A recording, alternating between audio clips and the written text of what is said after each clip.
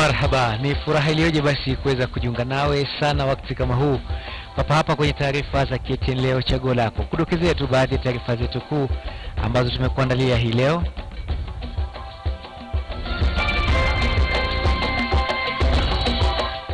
Nadi ina nasema 1 2 3 4 5 6 7 8 plus 1.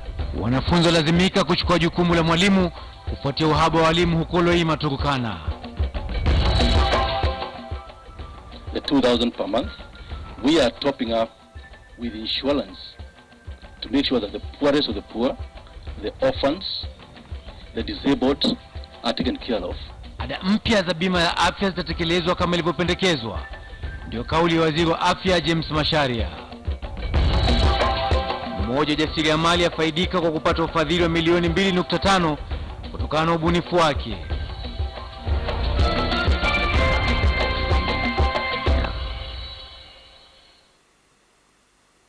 Naam, karibu basi kwenye taarifa za KTN Leo. Je, ushawahi kusikia shule inayofunzwa na mwanafunzi mwenzao?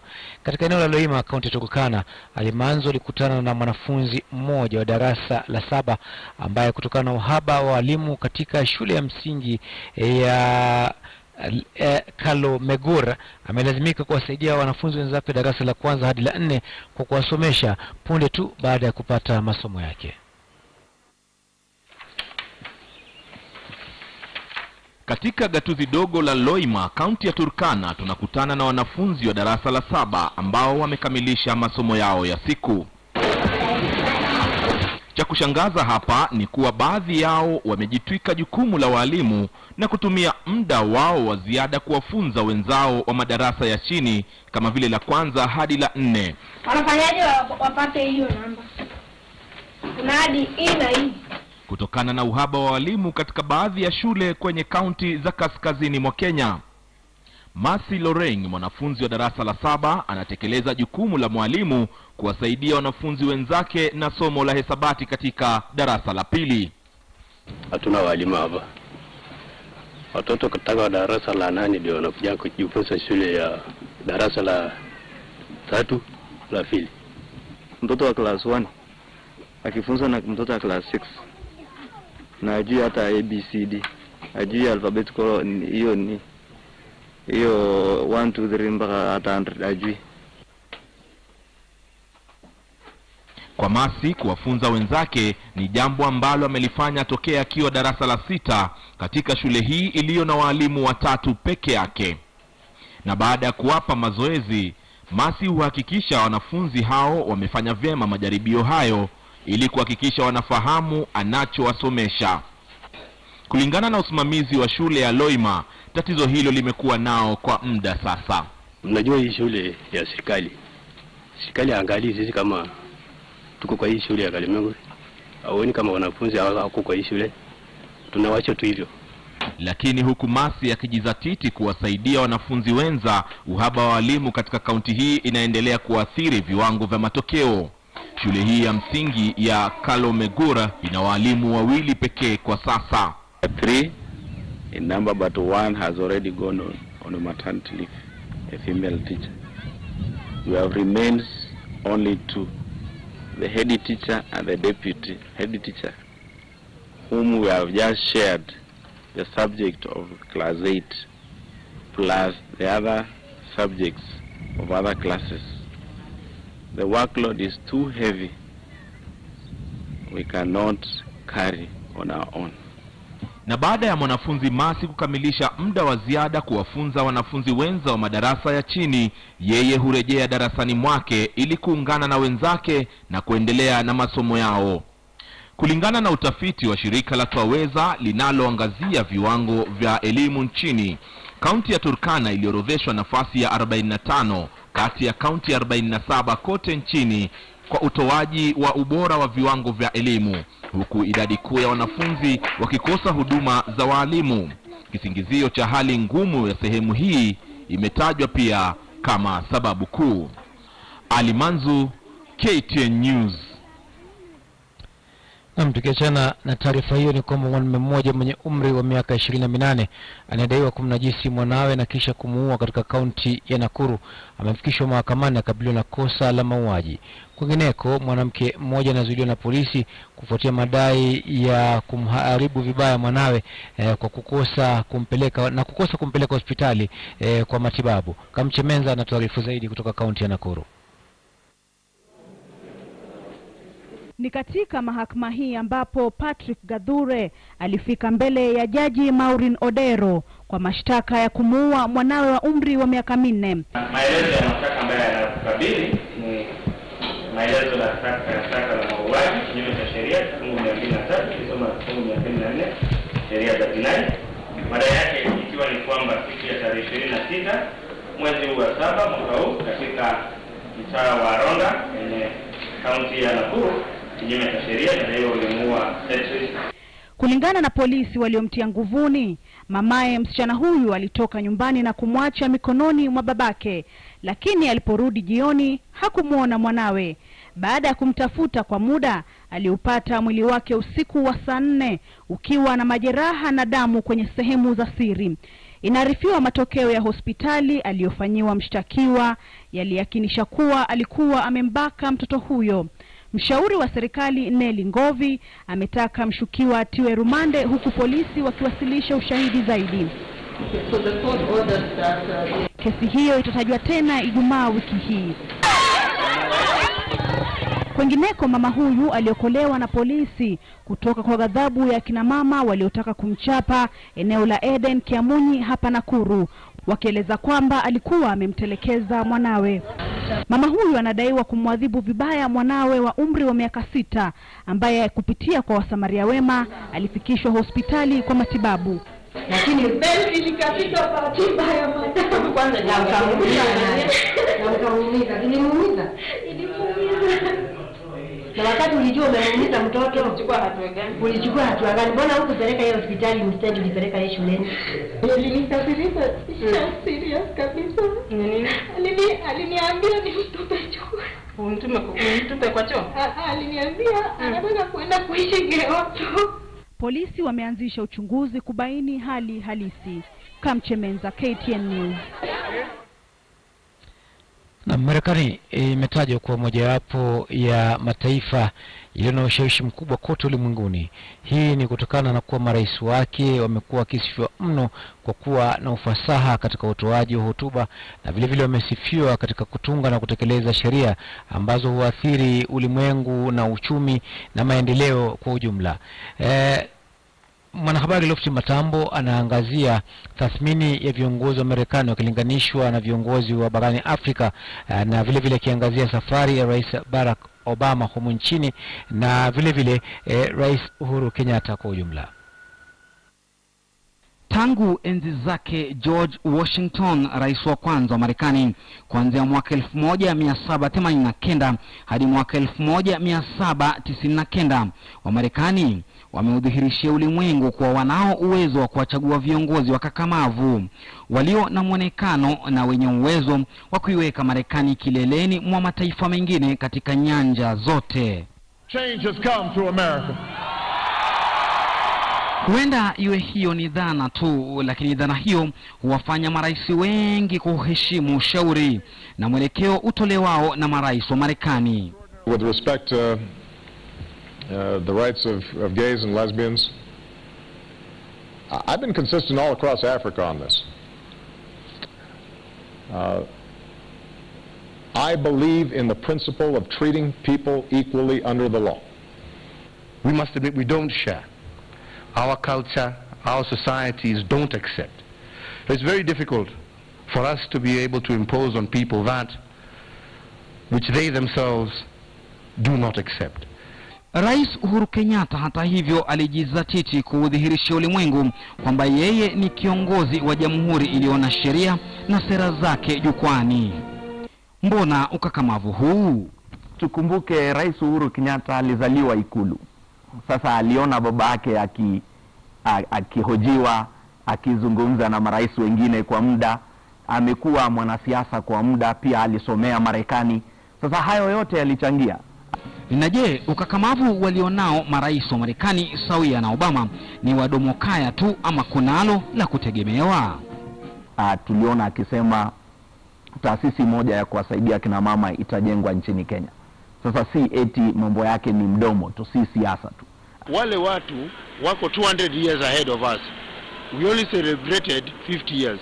Wao wana celebrate 250 years. Hawa marais wengine wanapata kuwa wakiwa kinyume na matarajio ya marais wa Amerika, watanyimwa ama watakataliwa, watakuwa ni kama wamepatia Amerika talaka. Maina anasema hatua ya uchaguzi ni muhimu katika kuwapata viongozi timilifu. Kampeni ya Amerika ni kampeni ngumu na ya muda mrefu. Endapo hujaimarika kwa kuzungumza, pengine kwa kuwa mtu aliye na ufasaha katika mambo fulani, basi itakuwa ni vigumu sana kushinda uchaguzi.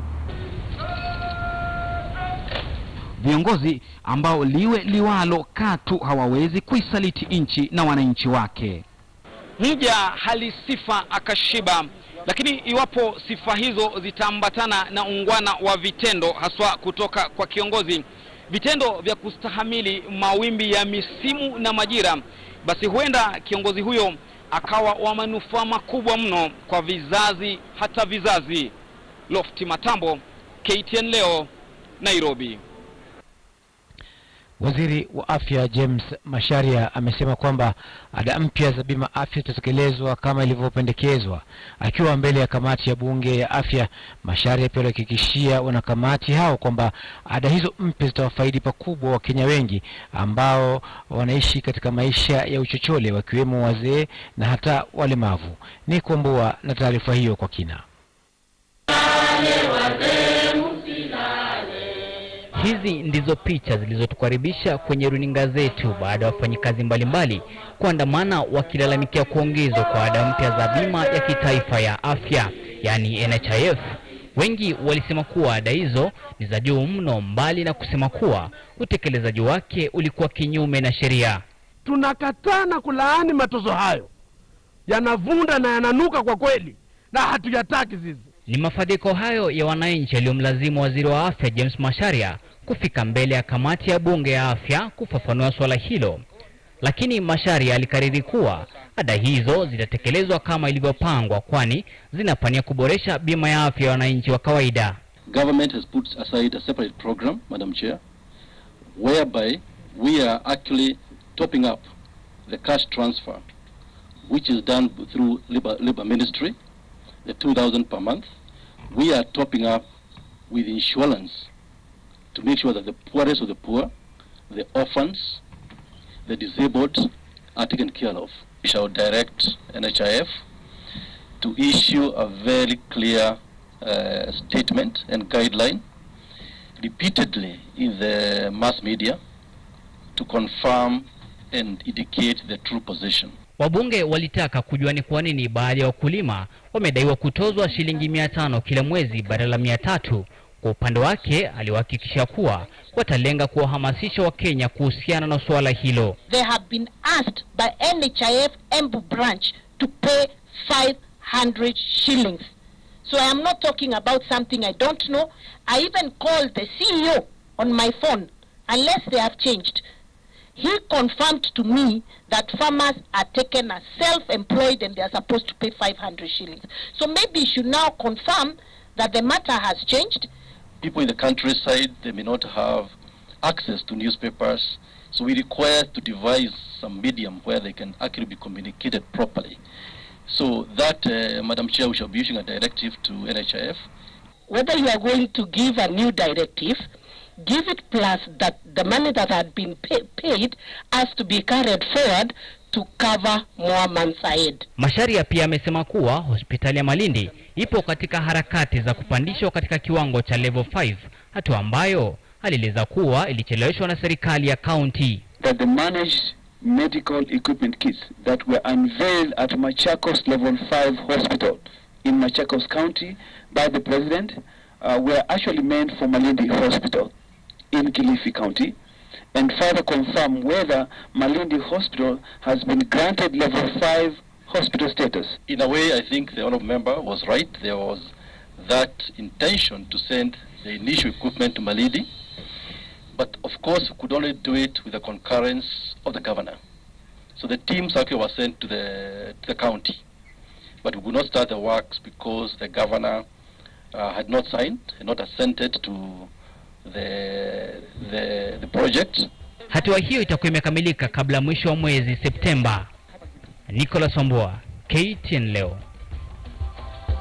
Na mtazamaji, basi kufikia hapa basi nachukua mapumziko mafupi, nitakaporudi nitakuwa na taarifa nyinginezo. Lakini kama ilivyo ada, kama ilivyo desturi, tuweze kujifunza mengi kutokana na lugha teule ya Kiswahili. Ndipo kwa sasa basi tupate kamusi ya leo. Kwenye kamusi ya leo tunaangazia neno mnasaba. Mnasaba ni uhusiano wa vitu viwili au zaidi. Mfano katika sentensi: hapana mnasaba wowote ya kazi niifanyayo mimi na ile anayoifanya yeye. Naam, karibu tena kwenye taarifa za KTN Leo. Tony Ndung'u ni mmoja wa Kenya wachache waliobahatika kwenye kongamano la ubunifu wa kibiashara lililofunguliwa rasmi na Rais wa Marekani Barack Obama.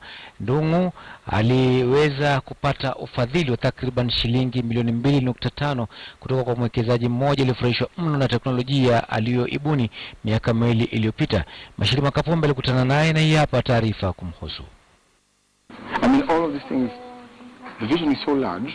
Unapomuona kwa mara ya kwanza huenda ukampuuza Tony Ndung'u, kwani hakupi taswira ya mfanyabiashara tajika. Lakini maelezo ya kilichomsukuma kufanya uzinduzi wa teknolojia aliyoitaja kitabu ni ya kutia moyo. Kwamba wewe ni mjinga shuleni ni kitu kibaya, sivyo? Lakini pengine mimi siwezi kushika maneno. Ni maneno yameandikwa vibaya.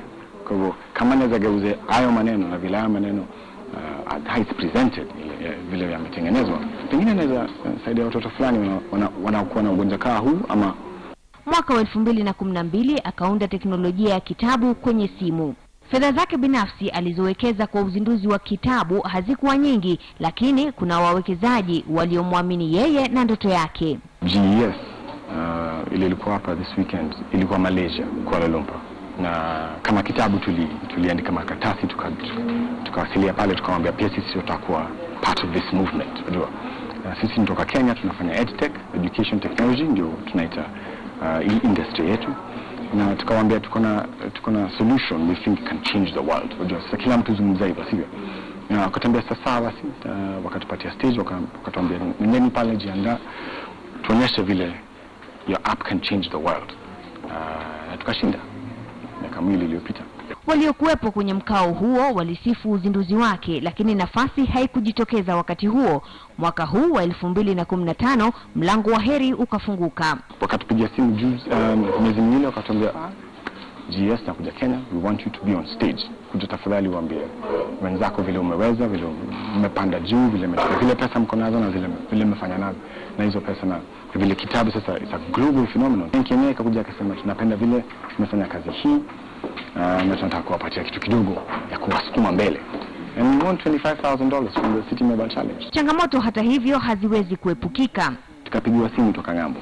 Tukaambiwa wajua kuna mambo fulani yaendi poa. Na lazima tuingize pesa fulani ili mambo haya yatengenezwe ya yatatuliwa. Nikasema kuna shida, ni pesa ngapi? Pesa zote tulikuwa nazo benki ndio zilikuwa zafaa. Kitabu ina vitabu 1700 na imefanyiwa majaribio na watoto 5000 katika kipindi cha miaka 2. Paper, it's lighter. Imagine if I gave you 1700 books, can you carry them? Tablet. Lengo kuu kwa Ndung'u sasa ni kwa vitabu 10,000 kupatikana katika teknolojia hii katika kipindi cha miaka 2 na ipate watumizi milioni 1 wa hapa nchini pekee katika miaka 5 ijayo. Nikitumia maneno yake Tony Ndung'u, nafasi sio kitu unachopewa bure, nafasi ni kitu unajitafutia. Mashirima Kapombe, KTN News, Nairobi. Na timu za kutajika zimeanza vyema katika mashindano ya shule za upili zilizoanza katika uwanja wa Kenyatta, kaunti ya Machakos. Laser Hill Academy kutoka eneo Laser Hill waliweza kuongoza kwa siku hiyo, na vile vile basi timu kadhaa ziliweza kuonyesha ubabe wao, ambapo mabao 4 yalichangiwa na timu hiyo bila jibu. Kennedy Owino vile vile Dennis Kipto waliweza kufungia Laser Hill mabao yao.